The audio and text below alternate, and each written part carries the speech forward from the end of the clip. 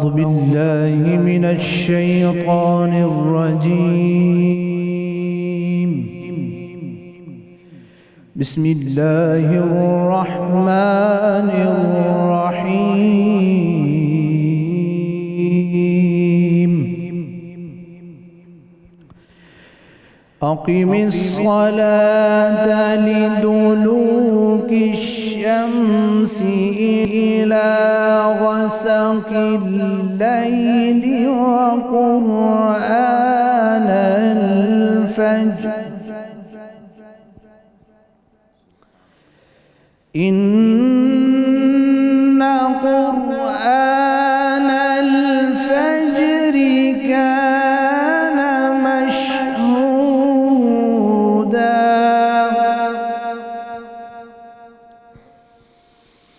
ومن الليل فتهجد به نافلة لك عسى أن يبعثك ربك مقاما محمودا.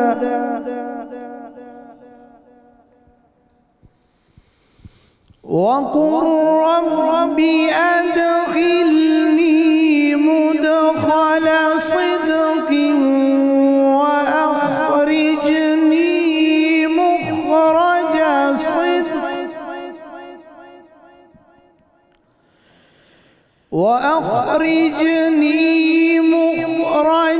صدق واجعل لي من لدنك سلطانا نصيرا.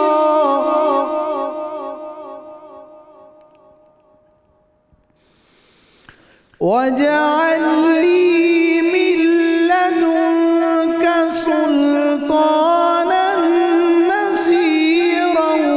وقل جاء الحق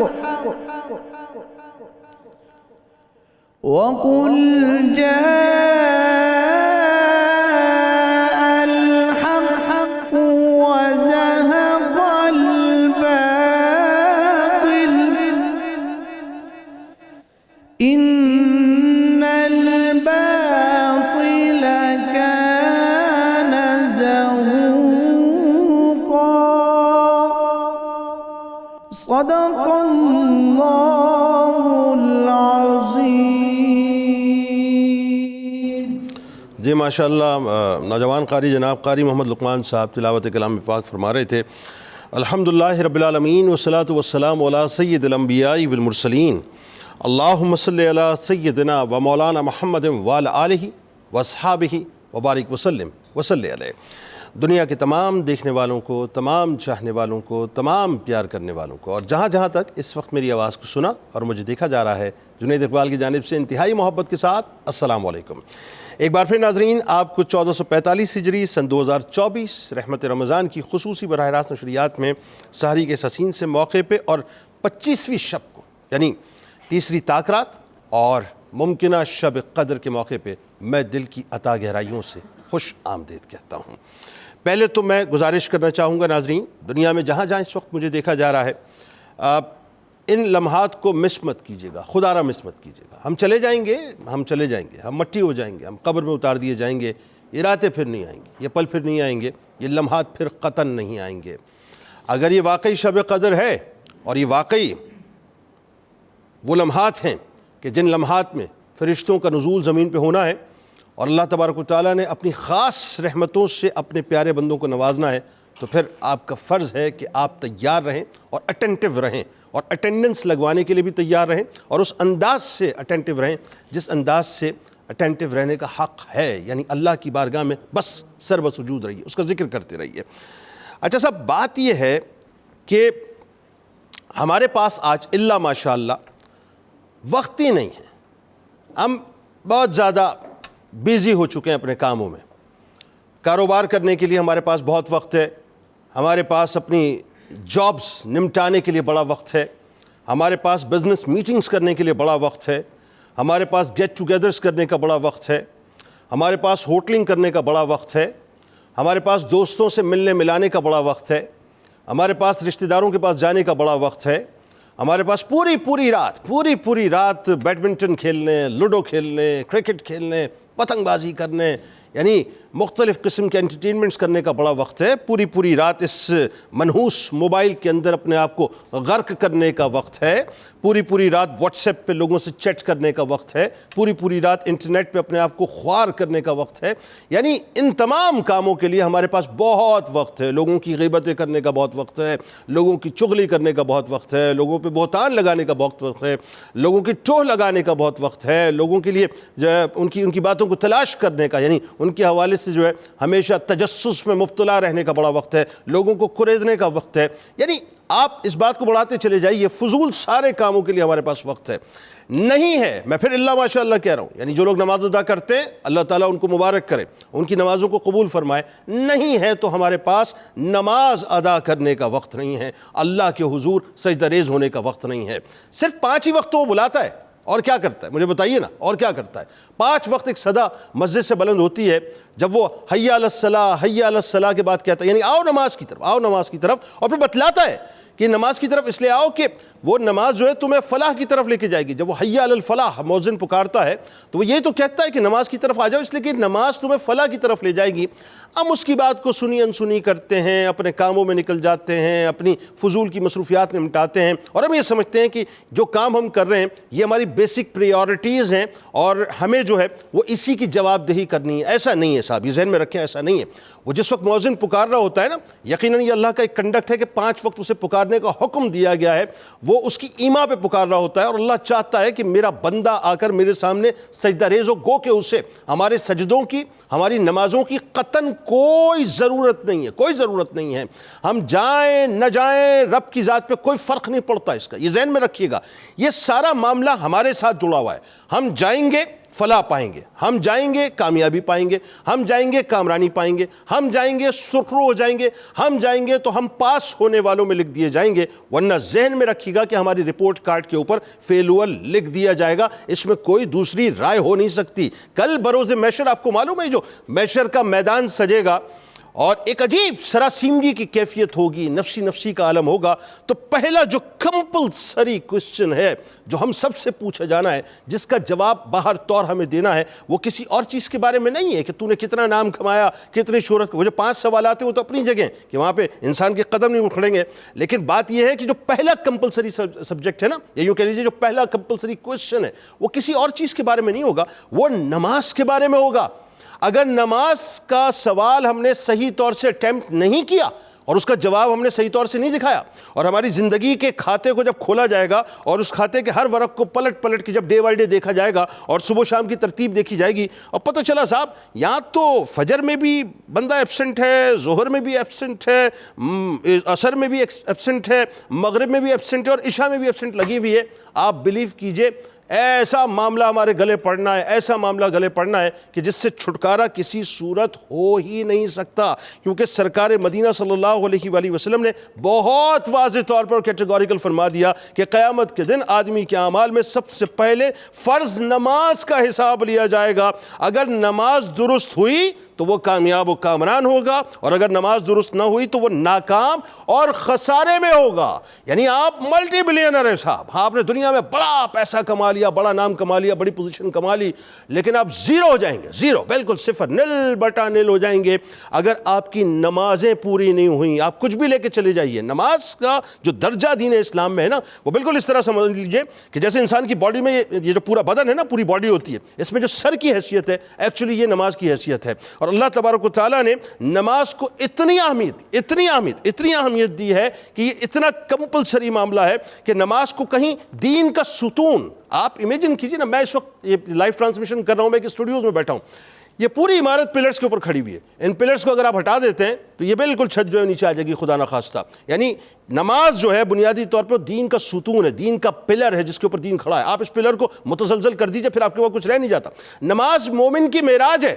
جس وقت انسان سجدے میں اللہ کے حضور حاضر ہوتا ہے اور سبحان ربی الاعلیٰ کہتا ہے، وہ اپنی معراج پہ اپنی پیک کے اوپر ہوتا ہے وہ اللہ کی بارگاہ میں. نماز آپ کو بے حیائی سے بھی روکتی ہے اور بری باتوں سے بھی روکتی ہے، اگرچہ آپ اس انداز سے نماز ادا کریں جس طرح سے ادا کرنے کا حق تھا. یاد ہے نا آپ کو کہ مولا کائنات سے پوچھا گیا یا امام زین العابدین علیہ السلام سے پوچھا گیا کہ آپ یہ نماز کے وقت جو ہے آپ کے چہرے کا رنگ جو ہے اتنا زرد کیوں ہو جایا کرتا ہے؟ تو آپ نے فرمایا تمہیں کیا معلوم کہ میں کس ذمہ داری کو اٹھانے جا رہا ہوں. اور مولا کائنات کا وہ جملہ تو ایک آئین اور منشور ہے کہ جب میرا دل کرتا ہے کہ اللہ مجھ سے کلام کرے تو میں قرآن پاک کی تلاوت کرتا ہوں، اور جب میرا دل کرتا ہے کہ میں اللہ سے کلام کروں تو میں نماز ادا کرتا ہوں. یعنی یہ معبود کا اور عبد کا اتنا حسین ترین ربط ہے جس کے بارے میں آپ تصور بھی نہیں کر سکتے.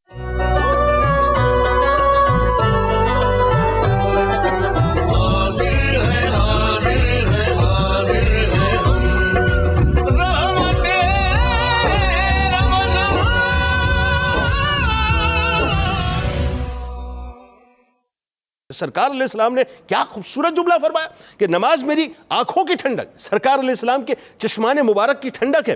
نماز بیسیکلی قبر کا ایک نور ہے. نور، آپ کی قبر کے اندر آپ کو کسی لائٹ کی ضرورت نہیں ہوگی، وہ نماز کا نور اللہ نے داخل کر دینا اور ایسا داخل ہونا ہے کہ آپ کی قبر جو ہے وہ روشن ہو جائے گی. نماز آخرت میں ذہن میں رکھیے گا نجات کا ذریعہ ہے، نجات کا، یعنی نجات کا پروانہ آپ کو یوں اللہ کی طرف سے عطا ہوگا اگر آپ کی نمازیں پوری ہوں گی. نماز جنت کی کنجی ہے. ہاں، جنت کی، یعنی یوں سمجھ لیں کہ ایک کی ہے اللہ تبارک و تعالیٰ نے، وہ آپ کو دے دی ہے نماز کی صورت میں، بس آپ نے اس کی کو انسرٹ کرنا ہے اور اللہ تبارک و تعالیٰ جنت کے دروازے آپ کے لیے کھول دے گا. اور یہ صرف جنت کی نہیں ہے، میں آپ کو بتلاؤں.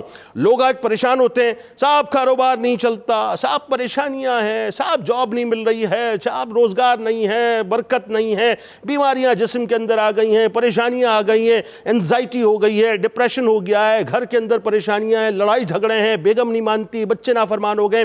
آپ بلیو کیجئے صرف ایک نماز جو ہے نا، ایک نماز یہ ایسی کی ہے کہ اگر آپ نے اس کی کو صحیح طور سے استعمال کر لیا، آپ کی ہر پریشانی کا اللہ تعالیٰ نے نماز کے اندر رکھا ہے. آپ بیمار ہیں، نماز کے لیے کھڑے ہو جائیے. آپ بے روزگار ہیں، نماز کے لیے کھڑے ہو جائیے. آپ جاب لیس ہیں، نماز کے لیے کھڑے ہو جائیے. آپ کے کاروبار میں پرابلم ہے، نماز کے لیے کھڑے ہو جائیے. بیوی ناراض ہو گئی ہے، جھگڑا ہو گیا ہے، اللہ کے حضور حاضر ہو جائیے. بچے نافرمان ہو گئے، اللہ کے آگے سجدہ ریز ہو جائیے. کسی قسم کی زندگی کے اندر کوئی ٹربلنس ہے، نماز کی کو استعمال کر لیجئے، اللہ تبارک و تعالیٰ آپ پر کرم کر دے گا. نہیں، نماز عبد اور معبود کے درمیان انتہائی حسین ترین اور انتہائی خوبصورت ترین تعلق ہے.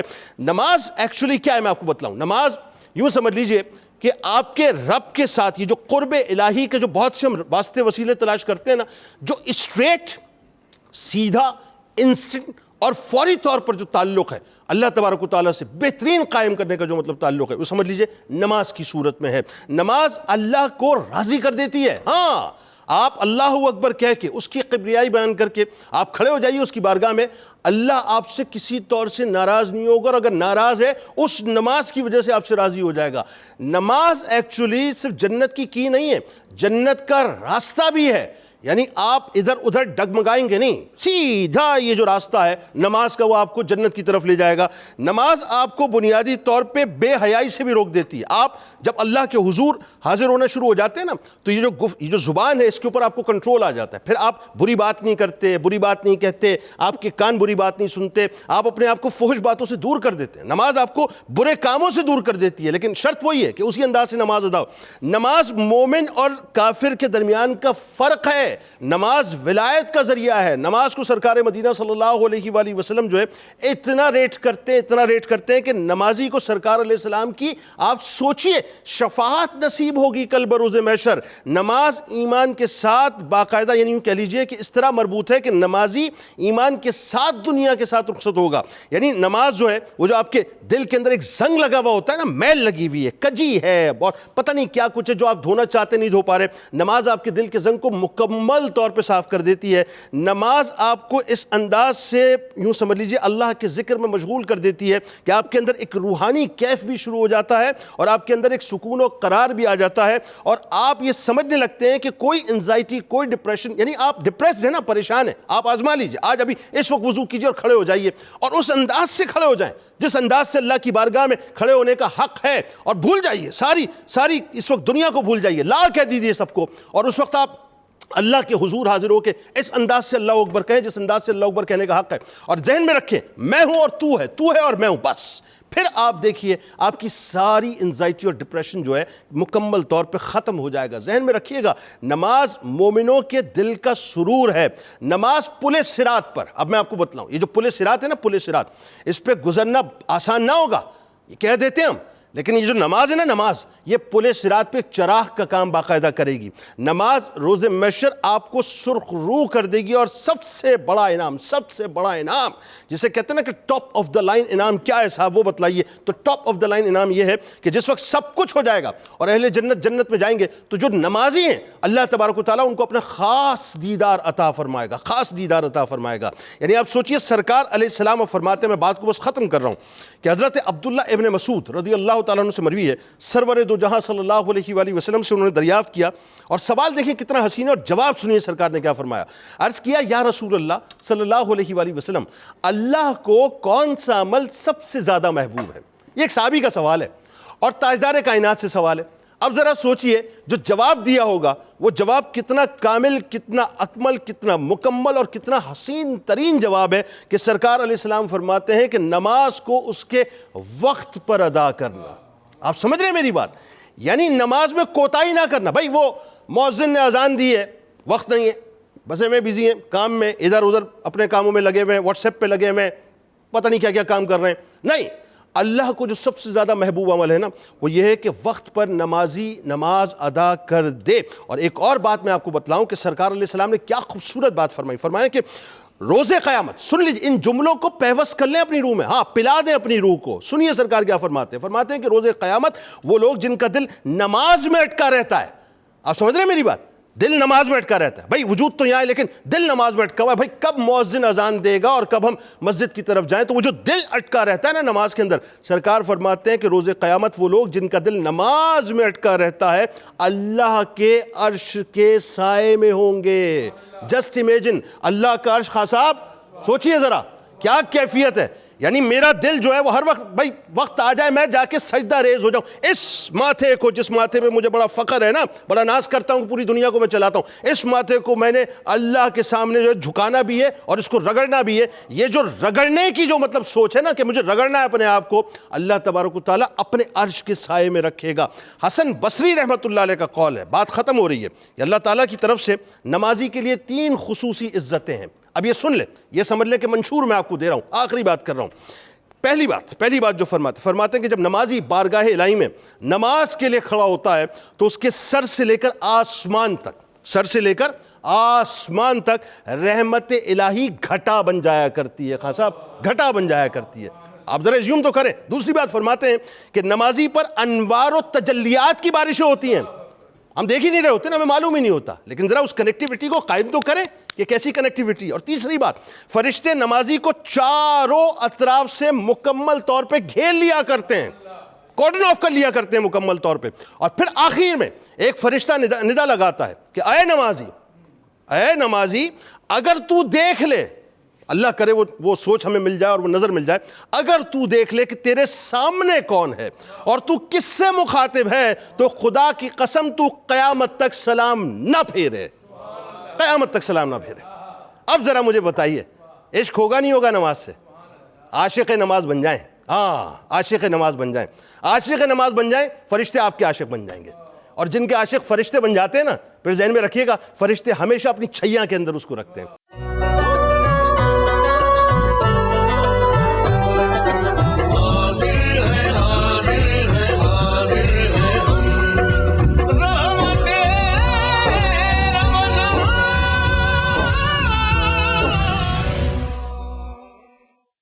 آغاز کیجئے پروفیسر صاحب۔ سب سے پہلے نماز کے حوالے سے میرا خیال ہے جو قرآن پاک ہمیں بتلاتا ہے یہ ابتدائی بنتی ہے، یہاں سے آغاز فرمائیں۔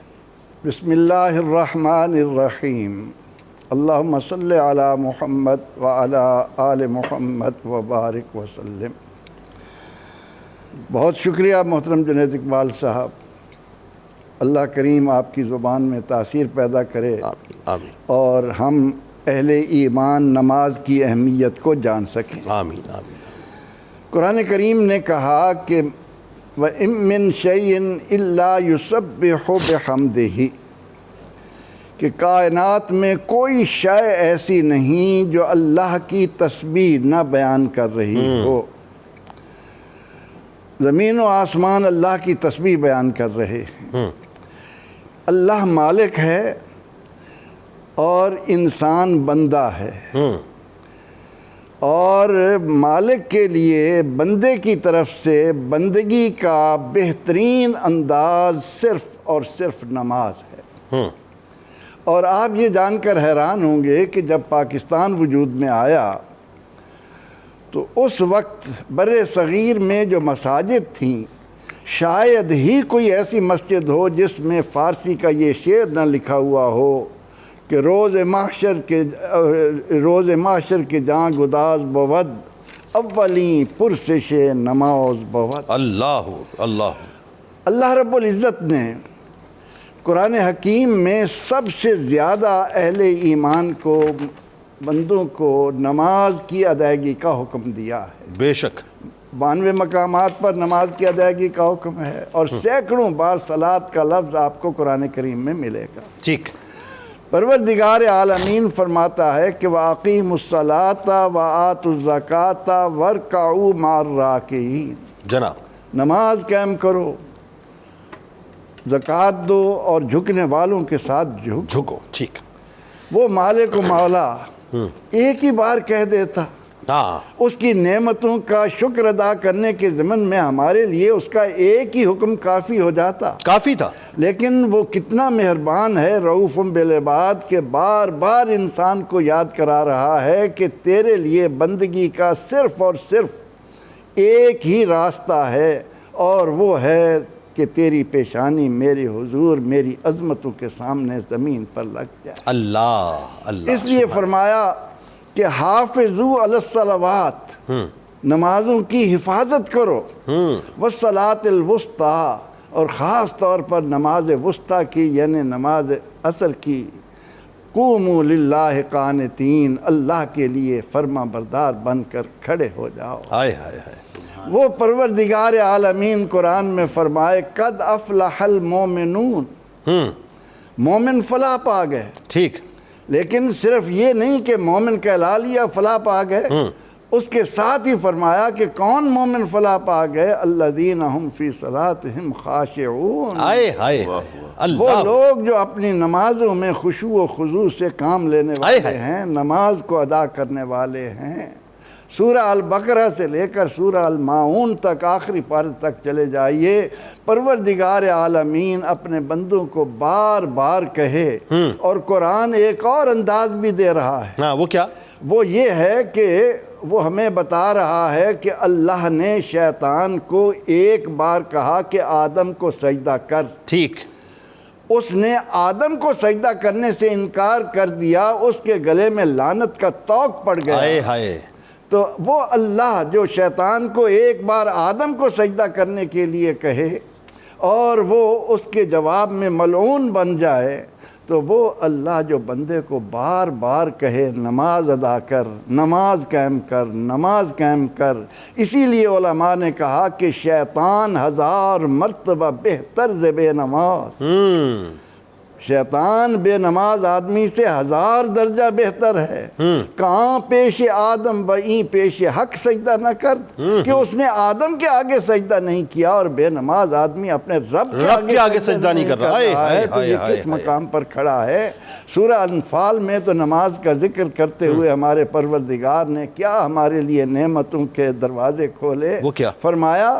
الذین یقیمون الصلاۃ، وہ لوگ جو نماز قائم کرتے ہیں، وَمِمَّا رَزَقْنَاهُمْ يُنْفِقُونَ، اور ہمارا دیا ہمیں دیتے، اللہ اکبر، ہمارا دیا وہ ہماری راہ کیا میں کیا خرچ اچھی بات، کرتے ہیں۔ کیا اچھی بات۔ فرمایا اولئک هم المؤمنون حقا، حقیقتاً سچے پکے اگر مومن دیکھنے ہوں تو یہ ہیں۔ یہ لوگ ہیں۔ پھر واہ، فرمایا لہم درجات عند ربہم، ان کے لیے ان کے رب کے ہاں مقامات ہیں۔ کیا بات، کیا بات۔ اچھا کیا- ایک جگہ مصرف بھی بتلا دیا، کیا- ان الصلاۃ تنہی عن الفحشاء والمنکر والبغی۔ اتلو ما اوحی الیک، محبوب میں نے جو قرآن آپ کو عطا کیا ہے، آپ کے ذریعے ہمیں حکم ہو رہا ہے، اس کی تلاوت کیجئے، وَأَقِمِ الصَّلَاةَ، اور نماز قائم کیجئے، اِنَّ الصَّلَاةَ تَنْهَا عَنِ الْفَحْشَاءِ وَالْمُنْكَرِ، آئے یہ نماز ہے جو معاشرے کو پاکیزگی اور طہارت کی راہ پر ڈالتی ہے۔ انسانیت کو غلاظت میں لتھیڑنے والے سارے کام وہیں ہوتے ہیں جہاں نماز نہیں ہوتی۔ اگر اپنے معاشرے کو پاکیزہ بنانا ہے، اِنَّ الصَّلَاةَ تَنْهَا عَنِ الْفَحْشَاءِ وَالْمُنْكَرِ والا ذکر اللہ اکبر، اللہ کا ذکر ہی تو سب سے بڑی بات ہے۔ سبحان اللہ۔ یہ نعمت مل جائے۔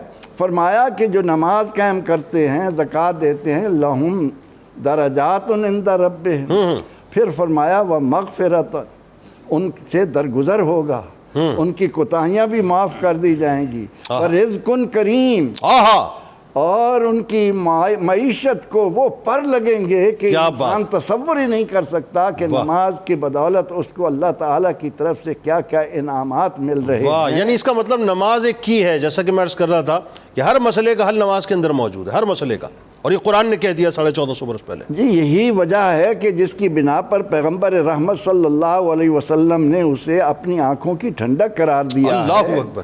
تو جو چیز ہمارے آقا و مولا، آج جب ہم یہ دعویٰ کرتے ہیں کہ غلامی رسول میں موت بھی قبول ہے، نماز تو قبول اس نہیں۔ بات کو یاد رکھیں کہ غلامی رسول وہ ہے، حقیقی معنوں میں غلام رسول وہ ہے جو نماز کو ہاتھ سے نہیں جانے بالکل دیتا۔ ٹھیک، بالکل تو ٹھیک۔ پروردگار عالمین نے قرآن حکیم میں بار بار ہمیں نماز کی طرف بالکل پھر ٹھیک۔ یہ فرما کر کہ اولئک هم المؤمنون حقا، اور پھر اگر متقی بننا ٹھیک۔ ہے تو اس کی پہچان نماز ہے، بالکل ٹھیک، کامیابی لینی ہے تو اس کا ذریعہ نماز بالکل ہے۔ ٹھیک۔ قرآن نے قدم قدم پر انسان کو نماز کی طرف متوجہ کیا۔ بہت خوبصورت رچاؤ کے ساتھ آپ نے سبحان گفتگو اللہ، فرمائی سبحان پروفیسر صاحب، اللہ آپ کا سایہ سلامت رکھے۔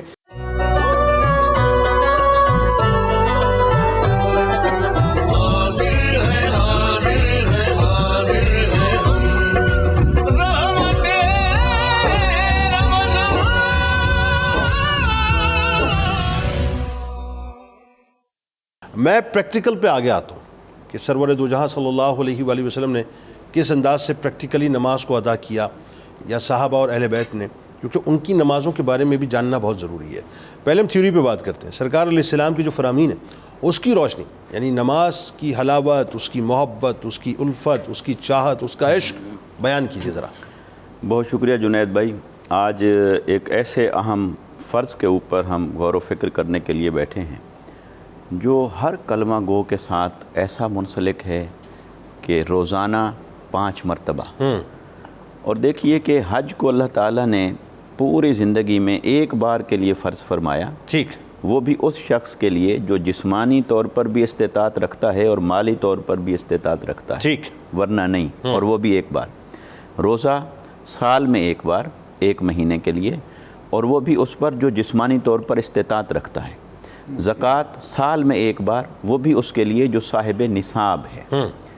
لیکن نماز یہ ایک ایسا فرض ہے جس میں اللہ تبارک و تعالیٰ نے امیر اور غریب کا فرق مٹا دیا، واہ، مسافر اور مقیم کا فرض مٹا دیا، واہ، اور یہ سارے فرق مٹا کے گویا اس میں کسی کے لیے کوئی ایکسکیوز چھوڑا ہی نہیں واہ، کہ وہ عرض کرے کہ باری تعالیٰ میں کیسے نماز پڑھوں۔ واہ، تو اللہ تعالیٰ نے فرمایا ہر حال میں پڑھو۔ اب بیمار ہے تو بیٹھ کے پڑھے، کھڑا نہیں ہو سکتا بیٹھ کے پڑھے، بیٹھ کے نہیں پڑھ سکتا لیٹ کے پڑھے، لیٹ کے نہیں پڑھ سکتا اشارے سے ادا کرے، اور اس کے لیے وضو میں پانی کا استعمال کرنا مضر صحت ہو گیا ہے کسی بیماری کے سبب، تیمم کر لے۔ ہر حال میں نماز کو رکھا ہے۔ نماز یعنی کسی طور پر کوئی ایگزمپشن نہیں چھوڑی، معافی نہیں، کوئی سی صورت نہیں چھوڑی، کوئی استثناء نہیں چھوڑا۔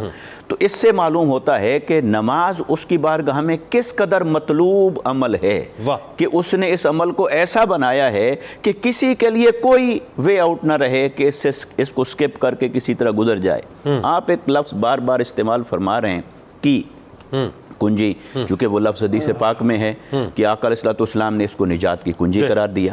اور آج کے زمانے میں نا ایک کانسیپٹ آ گیا ہے ماسٹر کی کا، ماسٹر کی، تو گویا کہ یہ جو نماز ہے نا یہ ماسٹر کی ہے۔ اگر آپ نے یہ ماسٹر کی حاصل کر لی ہے نا تو اسی سے اللہ کی رضا کا دروازہ کھلے گا، اسی سے اللہ کی محبت کا دروازہ کھلتا ہے، اسی سے جنت کا دروازہ کھلتا ہے، اسی سے عشق مصطفیٰ کا دروازہ کھلتا ہے، اسی سے غلامی رسول کا دروازہ کھلتا ہے، اسی سے اولیاء اور صالحین کے حصول فیض کا دروازہ کھلتا ہے، اور اسی سے تقوی اور تزکیہ نفس کا دروازہ کھلتا ہے۔ یعنی یہ ایک کی آپ زندگی میں حاصل کر لیں اور ہر دروازہ کھولتے چلے جائیں، کھلتا چلا جائے گا۔ چاہے آپ تنگی رزق کا دروازہ کھولنا چاہیں وہ بھی اسی سے کھلتا ہے، بیماری ہے شفا کا دروازہ کھولنا چاہتے ہیں اسی سے کھلتا ہے، بے اولاد ہیں اولاد حاصل کرنا چاہتے ہیں اسی سے کھلتا ہے۔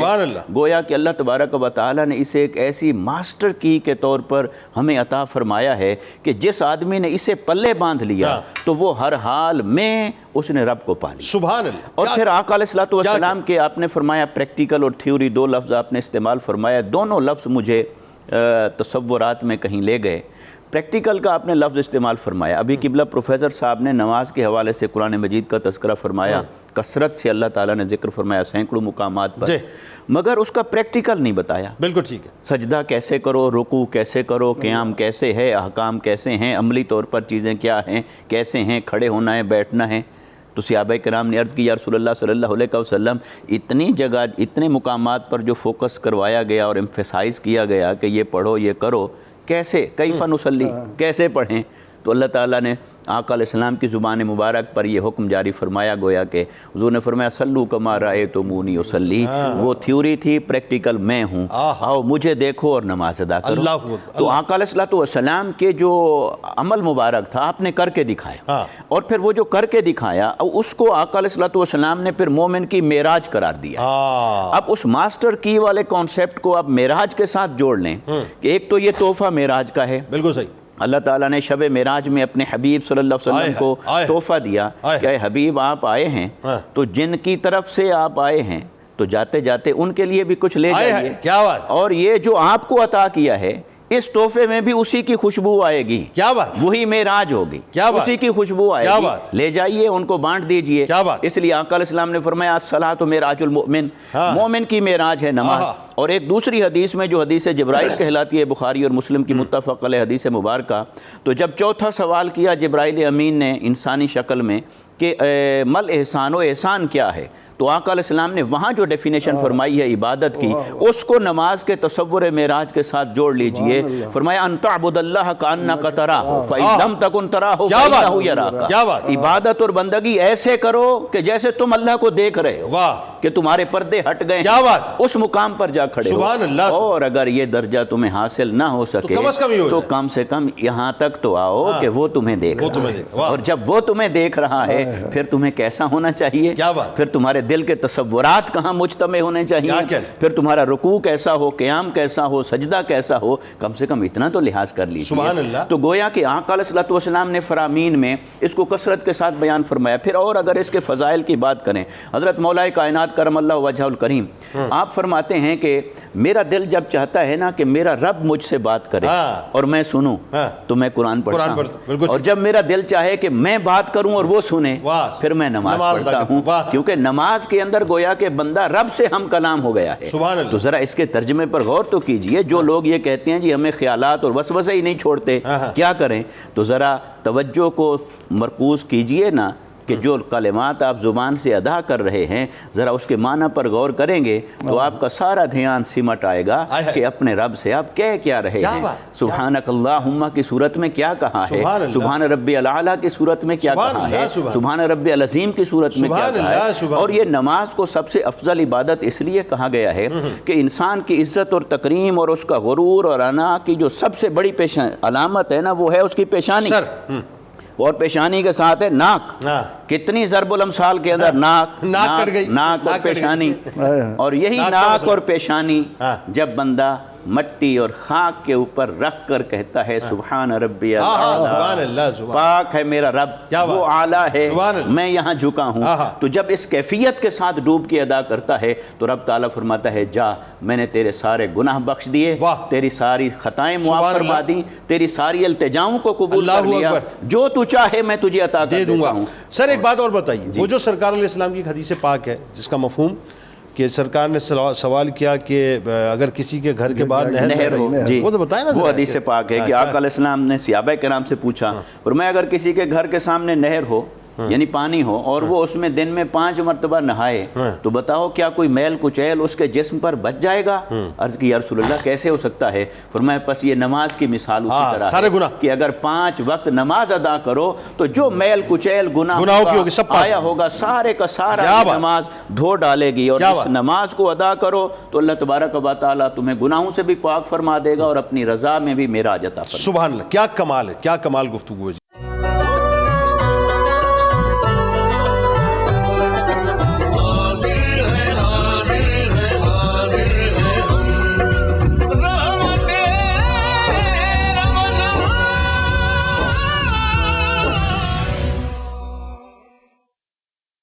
علامہ صاحب اب آئیے، ظاہر جو سرکار علیہ السلام کے فرامین یعنی جو ہم نے تھیوری پہ بات کی، پریکٹیکل سرکار نے وہ کر کے بتایا، اور جس شدت کے ساتھ، مطلب لفظ محبت بھی یہاں پہ بہت چھوٹا لگتا ہے کہ سرکار علیہ السلام کی کیا محبت تھی نماز کے ساتھ، مطلب میں کیا کہوں کہ بس اس کے لیے کوئی اپروپریٹ ورڈ نہیں ہے میرے پاس۔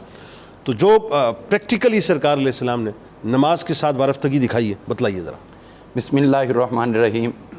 انتہائی روح پرور موضوع ہے اور بہت ہی اچھی گفتگو انٹرو سے لے کر اب تک ہوئی ہے، بہت خوبصورت انداز میں آپ نے نماز کی طرف لوگوں کو متوجہ کیا ہے۔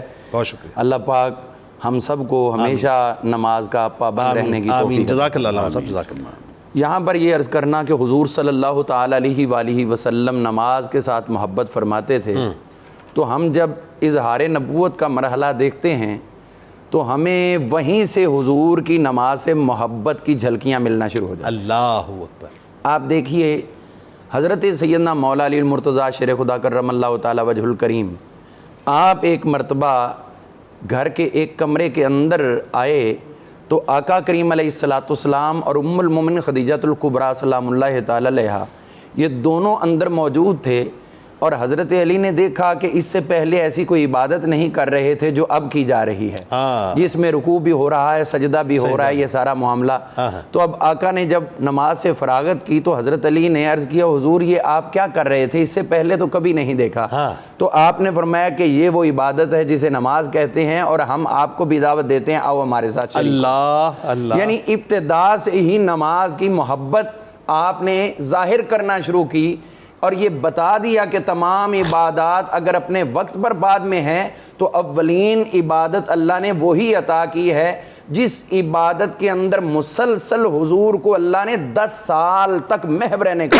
اللہ اکبر۔ یعنی ابتدائی 10 سال وہ 5 نمازوں کی فرضیت سے پہلے کی نمازیں، اور جو عفیف کندی رضی اللہ عنہ صحابی رسول ہیں وہ بیان کرتے، امام محمد بن سعد نے بیان کیا کہ میں ایک مرتبہ مکہ مکرمہ میں مہمان تھا، تو صبح کا ٹائم ہوا، صبح میں بیت اللہ شریف کے قریب آیا تو حضرت سیدنا عباس بن عبد المطلب رضی اللہ تعالیٰ عنہ میرے پاس کھڑے تھے، تو میں نے دیکھا ایک نوجوان آیا، اس نے چہرہ اٹھا کے آسمان کی طرف دیکھا، ان کے ساتھ ایک اور چھوٹی عمر کا بچہ ایک خاتون ہے وہ ادھر آئے، اور میں نے انہیں دیکھا بیت اللہ شریف کے پاس انہوں نے نماز ادا کرنا شروع۔ تو میں نے پوچھا بھی یہ کیا کر رہے ہیں، ایسی عبادت ہمارے ہاں تو نہیں ہے۔ تو آپ فرمانے لگے حضرت عباس رضی اللہ عنہ کہ یہ جو نوجوان آئے یہ میرا بھتیجا ہے، ان کے ساتھ بھی میرا بھتیجا، اور یہ اس نوجوان کی زوجہ محترمہ، اور اس وقت روئے زمین میں یہ 3 لوگ ہی اسی دین کے پیروکار ہیں، اور یہ اپنی نماز ادا کر رہے ہیں اور یہ سمجھتے ہیں کہ ہمارا دین پورے عرب نہیں پوری دنیا میں سے بہترین دین۔ تو حضرت عفیف کہتے تھے کاش مجھے اس وقت توفیق ملتی اور میں حضور کا کلمہ پڑھ لیتا تو میں 4تھے نمبر پر آ جاتا،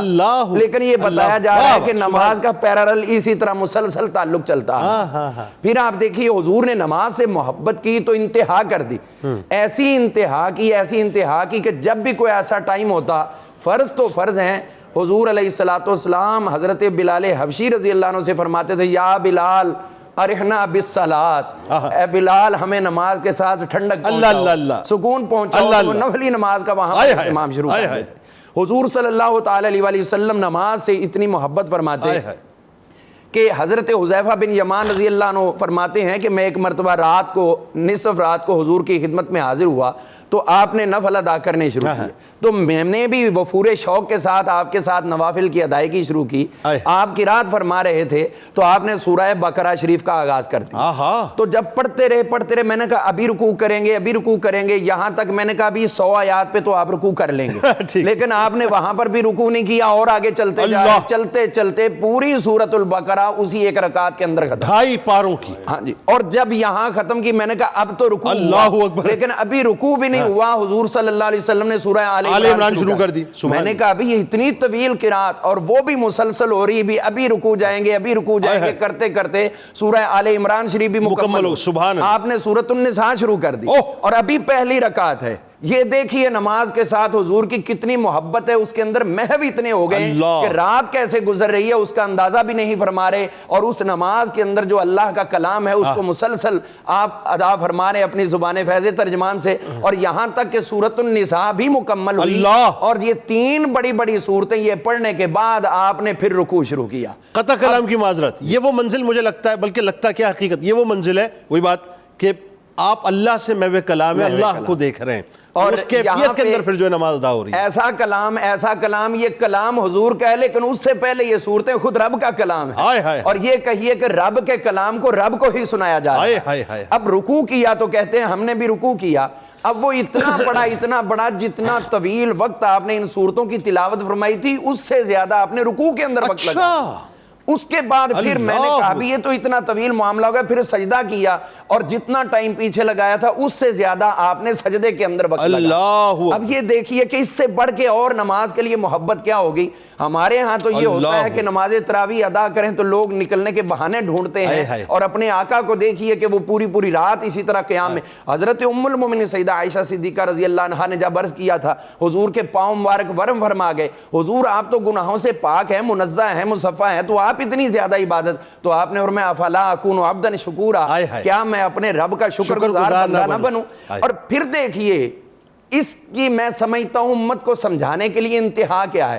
ایک تو وصال پہ آپ جو آخری جملے دے رہے ہیں الصلاۃ الصلاۃ وما ملکت ایمانکم، نماز کا خیال کرو، نماز کا خیال کرو، اپنے ملازمین کا خیال کرو۔ اور ایک اور روایت جب آپ آخری دفعہ مسجد نبوی شریف کے اندر، جنید صاحب ذرا تصور کیجئے، کئی دنوں سے آقا کریم علیہ السلام جسمانی طور پر علیل ہیں اور جسمانی نکاحت اور کمزوری بہت زیادہ ہے، اب مسجد میں جانے کے لیے حضور علیہ السلام تیار ہو رہے ہیں اور اتنی نکاحت ہے کہ کھڑا بھی نہیں ہوا جا رہا۔ ایک طرف حضرت سیدنا مولا علی المرتضیٰ شیر خدا کے کندھے پہ ہاتھ رکھا ہے اور دوسری طرف حضرت سیدنا عباس رضی اللہ عنہ کے کندھے پہ ہاتھ رکھا ہے، اور یوں جا رہے ہیں کہ آپ کے دونوں پاؤں زمین پر گھسیٹتے ہوئے نشان بناتے جا رہے ہیں۔ اللہ، اس قدر نکاحت اور کمزوری، اور اس کے باوجود آپ اس نماز سے اتنی محبت کر رہے ہیں کہ مسجد کے اندر اس حال میں تشریف لے کر جا رہے ہیں۔ یہ ہمیں بتا دیا کہ محمد کریم علیہ السلام کبھی کسی کے ظلم زیادتی پر آپ نے کبھی بھی اس کے خلاف ایک لفظ نہیں بولا، لیکن جب خندق کے موقع پر 3 نمازیں آپ کی قضا ہوئی تھی کفار مکہ کی وجہ سے، تو وہاں پر آپ کی زبان فیض ترجمان پہ یہ الفاظ آئے، یا اللہ ملا اللہ بیوتہم نارا، یا اللہ ان کے گھروں کو آگ سے بھر دے۔ اب یہ وہ الفاظ ہیں جو حضور علیہ السلام نے نماز کے صرف اور صرف قضا کی صورت میں ادا کر دیے اور بتا دیا کہ میں کسی کے خلاف لفظ نہیں بولتا، لیکن نماز چھوٹ جائے تو پھر میں سب کچھ ادا کروں۔ کیا خوبصورت باتیں آپ نے فرمائی، اللہ آپ کو جزا دے۔ اور بات یہ ناظرین، آپ دیکھیے ہم پہ تو 5 فرض ہیں نا، وہاں تو تہجد بھی فرض تھی، آپ تو 6 نمازیں ادا کرتے تھے، لیکن ایک بات یہاں پہ جو بات مفتی صاحب نے کی تھی، میں ان کی بات کو تھوڑا سا اور میں کوشش کروں گا اپنی بساط کے مطابق جو ہے سمجھ کے آپ کے سامنے پیش کروں۔ معراج شریف پہ سرکار مدینہ صلی اللہ علیہ وآلہ وسلم جب تشریف لے گئے تو جہاں ان کو کئی تحائف ملے، اب ذرا سوچئے گا، وہاں اللہ تعالیٰ نے نماز کا تحفہ آپ کو عطا فرمایا، ایسا ہی ہے نا؟ اور آپ یہ دیکھیے کہ نماز کا تحفہ لے کر آپ جو ہے تشریف لائے، 50 فرض ہوئی تھیں، 5 کر دی گئیں، ثواب 50 کا رکھا، یہ بھی ذہن میں رکھیے۔ اب جو تحفہ دینے والا ہے وہ کائنات کا پالن ہار ہے، یعنی ظاہر خالق ہے، اس سے زیادہ کوئی بڑی ہستی تو ہے ہی نہیں نا۔ مخلوق میں جو ٹاپ آف دا لائن ہستی ہیں وہ سرکار مدینہ صلی اللہ علیہ وآلہ وسلم ہے، جن کو تحفہ دیا گیا، اور جن کے لیے دیا گیا وہ امتوں میں ٹاپ آف دا لائن امت ہے. ذرا سوچئے، یعنی بلا تمثیل عرض کر رہا ہوں آج اگر ہمیں کوئی تمغہ امتیاز، چلیں ابھی چونکہ ریسنٹلی گزرا ہے میں اسی کی مثال دے دیتا ہوں، 23 مارچ میں تمغہ امتیاز مل جاتا ہے، ہم کیسے اس کو سینے پہ سجاتے ہیں، تصویریں بنواتے ہیں، اس کو فریم کر کے رکھتے ہیں. تمغہ امتیاز ملا ہے صاحب، مطلب حسن کارکردگی ملا ہے، تمغہ حسن کارکردگی ملا ہے. ذرا سوچئے، وہ ہمیشہ ہمارے پاس لگا رہتا ہے اور ہماری نسلیں اس کی مثالیں دیتی ہیں. تحفہ دینے والی ذات نماز کی صورت میں اللہ ہے، جن کو دیا گیا وہ تاجدار کائنات ہے، جن کے لیے دیا گیا وہ ہم ہیں. اس تحفے کا ہم نے کیا کیا؟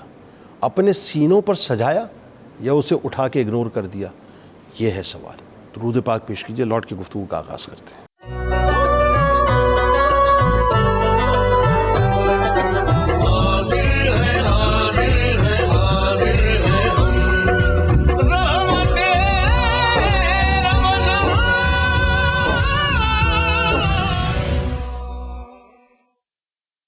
پروفیسر صاحب، اب ذرا یہ اہل بیت اطہار علیہم السلام اور صحابہ کرام رضوان اللہ تعالیٰ علیہم اجمعین، انہوں نے جس شدت کے ساتھ نماز سے محبت کی، اور ظاہر ہے ان کی محبت کے تو کیا ہی کہنے، ذرا بتلائیے.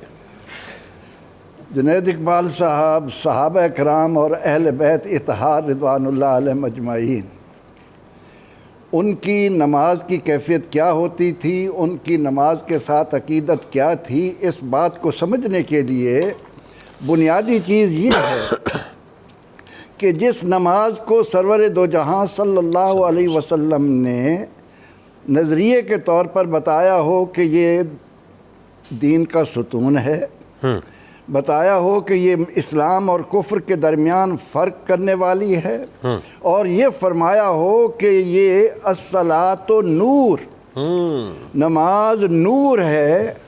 اب یہ جو نور ہے، یہ معاشرت کا نور ہے، یہ معیشت کا نور ہے، یہ سیاست کا نور ہے، یہ سماج کا نور ہے، یہ تہذیب کا نور ہے.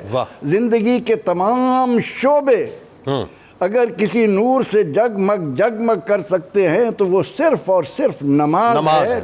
اور خود سرور دو جہاں صلی اللہ علیہ وسلم، جن کی خان کی زندگی بھرپور، جن کو 5 وقت کی امامت کرانا ہے، جنہیں عدالت کو سجانا ہے، جنہیں سپہ سالاری کرنی ہے، جنہیں معاملات کو دیکھنا ہے، اس کے باوجود آپ کا نماز کے ساتھ اس طرح سے جڑ جانا کہ صحابہ کہیں کہ جب سجدے میں جاتے تھے تو لگتا تھا کہ ساری رات ہی سجدے میں گزر جائے گی. اللہ اکبر. رکوع میں جانا، تو اس بات کو دیکھ کر صحابہ کرام اور اہل بیت اطہار رضوان اللہ علیہم اجمعین کے دلوں میں، بلکہ یہاں میں یہ لفظ کہنے کی مجھے اجازت دیں کہ اے امت مسلمہ، تیرے سارے مسائل اس وقت حل ہوں گے جب تیرا بادشاہ مسجد کا امام بھی ہوگا، عدالت کا سربراہ بھی ہوگا، جب وہ سپہ سالار بھی ہوگا.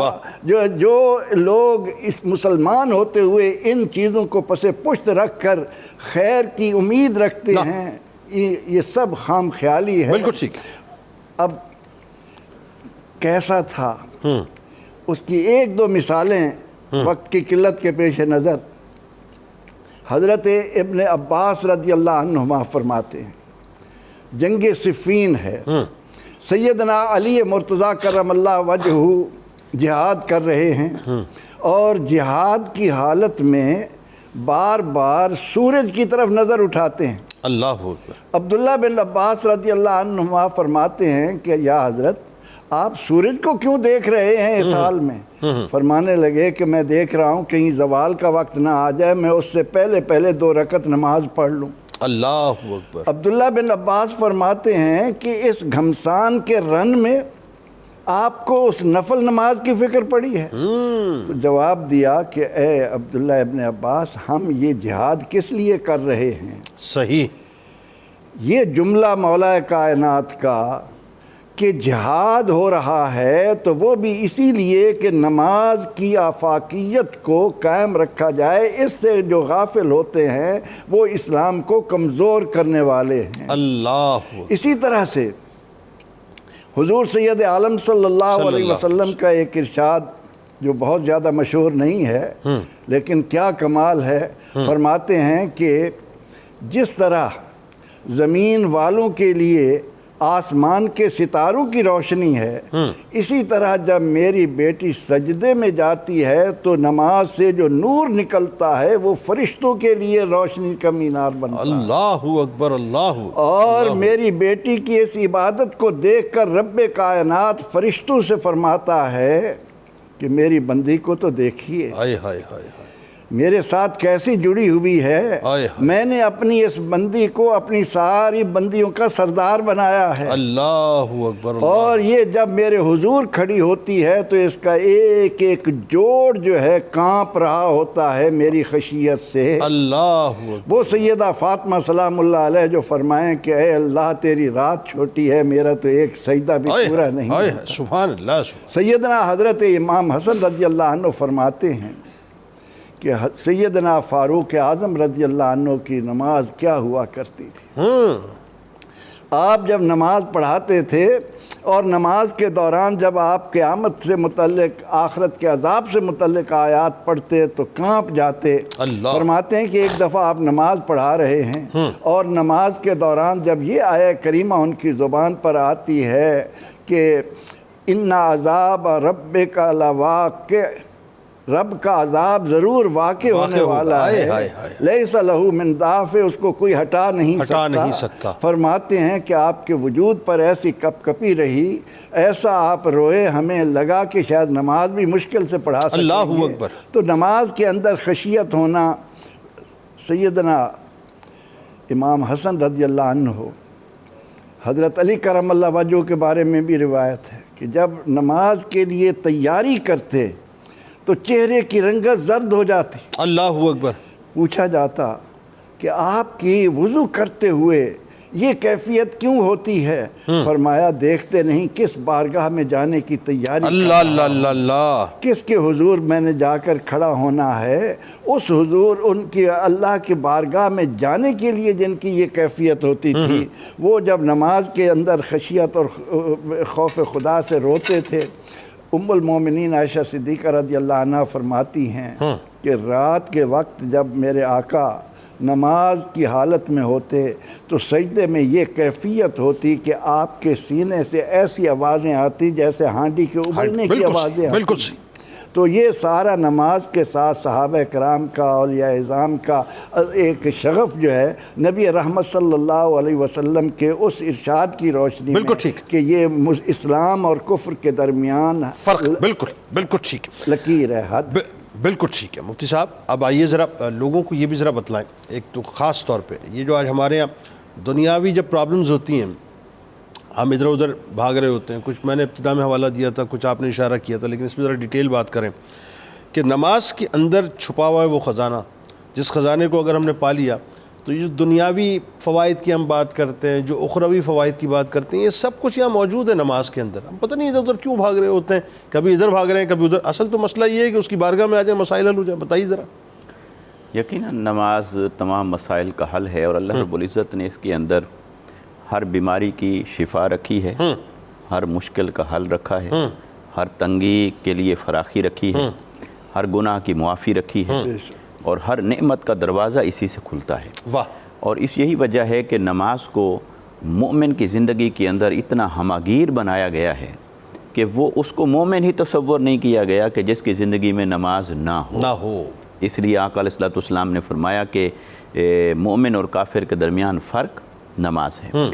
और जब हम देखते हैं कि अगर कोई शख्स नमाज की अहमियत को ज़िंदगी से निकाल देता है और नमाज से लापरवाह हो जाता है, तो एक हदीस मुबारका है जिसमें आका अलैहिस्सलाम ने इरशाद फरमाया कि अगर कोई शख्स नमाज से लापरवाह हो जाता है तो उसका रब उससे लापरवाह हो जाता है। अल्लाह, गोया कि रब ताला उसकी केयर करना छोड़ देता है कि अब इस बंदे को नमाज की परवाह नहीं है तो मैं अपना ज़िम्मा इस पर से उठा लेता। अल्लाह। और जो शख्स नमाज अदा करता है तो अल्लाह तबारक व तआला उसे अपने ज़िम्मा करम में ले लेता है। 5 नमाजें अदा की तो अल्लाह ताला ने उसके गिर्द हिफाजत का हिसार कायम फरमा दिया। अल्लाहु अकबर। क्या बंदे अब तू चूँकि मेरे ज़िम्मे में आ गया है तो अब मैं तेरी हिफाजत करूँगा। अल्लाहु अकबर। तो नमाज के फ़वाइद को जब हम देखते हैं तो इसके फ़वाइद एक तो जिस्मानी एतबार से देख लें, क्योंकि आजकल जो हम साइंस पे बिलीव करने लग गए हैं तो हमें अगर वहाँ से कुछ बेनिफिट्स नज़र आ जाएं तो फिर इन चीज़ों की सिग्निफिकेंस भी हमारे जहनों में वो ताज़ा हो जाती है। बिल्कुल ऐसा।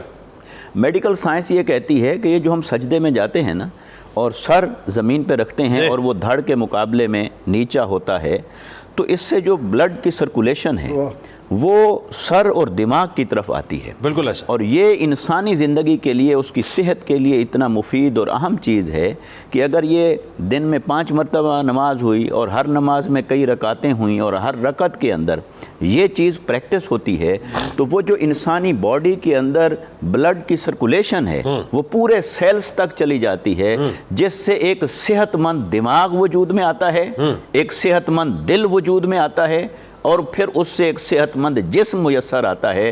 تو گویا نماز ہمیں جسمانی صحت عطا کرتی ہے اور اسی جسمانی صحت کے اندر سے ہمیں روحانی صحت نصیب ہو جاتی ہے. سبحان اللہ. اس لیے اسے معراج کہا گیا ہے.